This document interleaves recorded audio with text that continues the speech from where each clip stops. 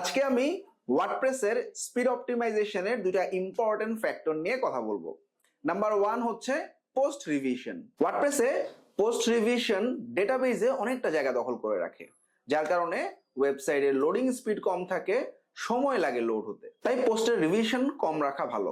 Post revision অনেক হয়ে থাকলে আপনি পোস্ট রিভিশন লিমিট করে দিতে পারেন। এক্ষেত্রে আমরা রিভিশন লিমিট 3 থেকে 5 রাখতে পারি। নাম্বার 2 হচ্ছে ডেটাবেজ অপটিমাইজেশন। যে কোনো ওয়েবসাইটের সব ধরনের ডেটা এবং কন্টেন্ট ডেটাবেজে স্টোর হয়ে থাকে। তাই যখন আমরা কোনো কিছু ভিউ করি তখন ওই প্রোগ্রাম ডেটাবেজ থেকে বের করে আমাদেরকে ভিউ করে। আর ডেটাবেজের পরিমাণ যত বেশি হবে, প্রোগ্রামের ডেটা খুঁজে পেতে তত বেশি সময় লাগবে।